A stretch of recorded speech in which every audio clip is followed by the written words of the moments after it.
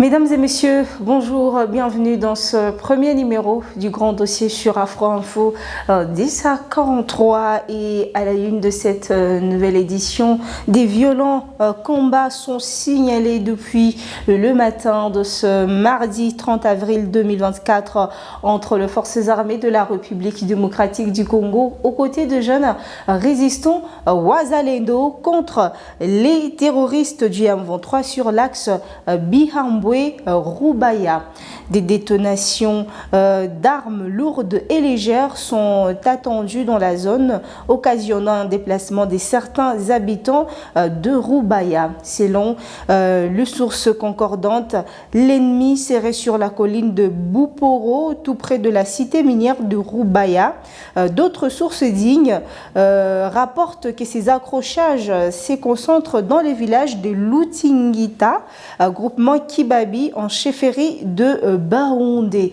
Et pendant ces temps, la population de Rubaya, située à quelques kilomètres des combats, espère que les forces armées de la République démocratique du Congo et les jeunes résistants Wazalendo vont contrecarrer les manœuvres des terroristes M23 soutenus par le Rwanda dans le seul but de piller les richesses congolaises. Ces accrochages ont déjà causé des victimes au sein de la population locale de Rubaya. Un changeur de monnaie du nom de Stéphane a été touché ce matin par une balle perdue et décédé sur place. D'autres blessés sont signalés, a fait savoir un habitant. Alors que les combats sont en cours, les forces armées de la République démocratique du Congo et les jeunes Wazalendo tiennent bon afin de barrer la route et repousser ces terroristes du M23 le plus loin possible. Vous aurez le détail dans notre deuxième numéro. Et toujours parlant de la sécurité, l'armée congolaise et les UPDF dans le cadre de l'opération Shuja, dont l'objectif est de traquer les ADF, recherchent un ancien responsable de la 2GDA accusé de collaboration avec les ADF. Il s'agit du major Bilal Katamba, porte-parole de la division de montagne opération de forces de défense du peuple ougandais, cité par le journal ougandais New Vision, affirme que les armées ougandaises et congolaises s'activent pour appréhender ces présumés collaborateurs des terroristes ADF dans la région de Beni.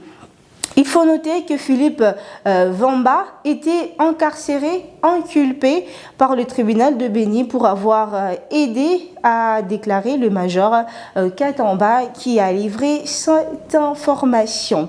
Et dans les territoires de Massissi, les coupures intempestives de connexion Internet sont devenues un obstacle majeur pour la population locale. Face à cette problématique, la radio communautaire de Mouissou, RCM-FM, élève la voix pour exiger le rétablissement de la connexion dans la région, mettant en lumière les difficultés rencontrées par les habitants pour accéder à l'information.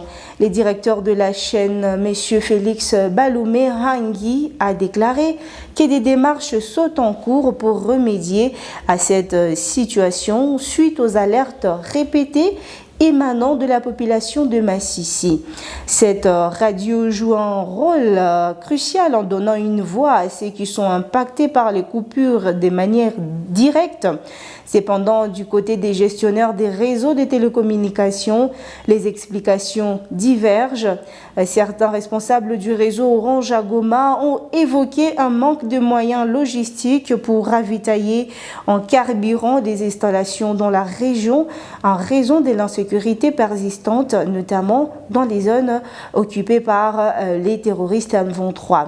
Ces coupures affectent profondément la vie quotidienne des habitants de Massissi, les privant d'accès aux services essentiels, à l'information et aux moyens de communication avec le reste du monde.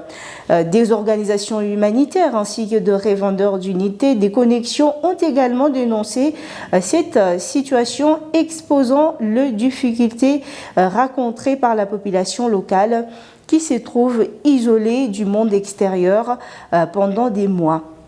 La radio communautaire des Mouessot poursuit ses efforts pour sensibiliser sur cette question et inciter les gestionnaires des réseaux de télécommunications à agir rapidement pour rétablir une connexion fiable dans la région de Massissi.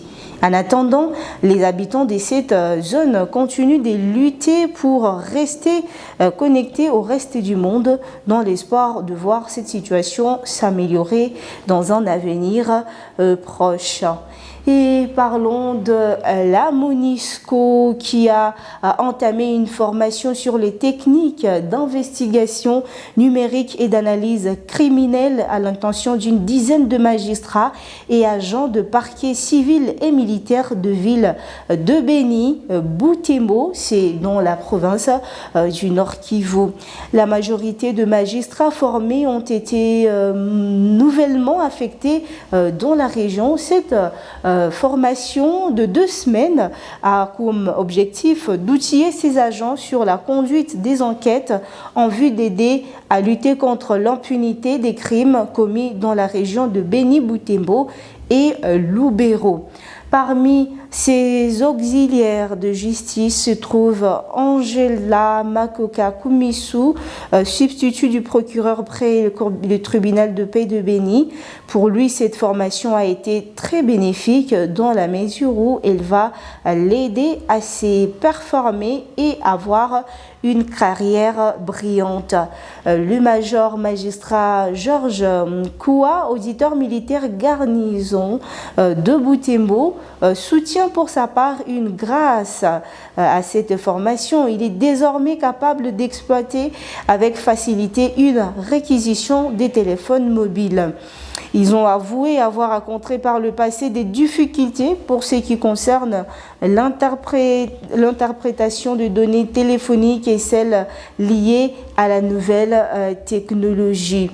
Le chef du bureau de la MONUSCO, Béni, a affirmé que cette formation s'inscrit dans le cadre du mandat de la mission onusienne d'appuyer la justice congolaise pour lutter contre l'impunité à travers la répression des crimes commis contre les civils. Le magistrat formé ont souhaité que les juges de Béni et Butembo bénéficient de la même formation pour qu'ils soient tous au même degré de formation. Et avant de boucler cette édition du grand dossier, revenons sur les mesures qui ont été données par le gouverneur militaire de la province du Nord Kivu, entre autres l'interdiction de la tenue militaire par les civils et leur commercialisation. Vous êtes sans doute sans ignorer que l'insécurité continue toujours de battre record dans la ville d'Egoma et dans ses environs.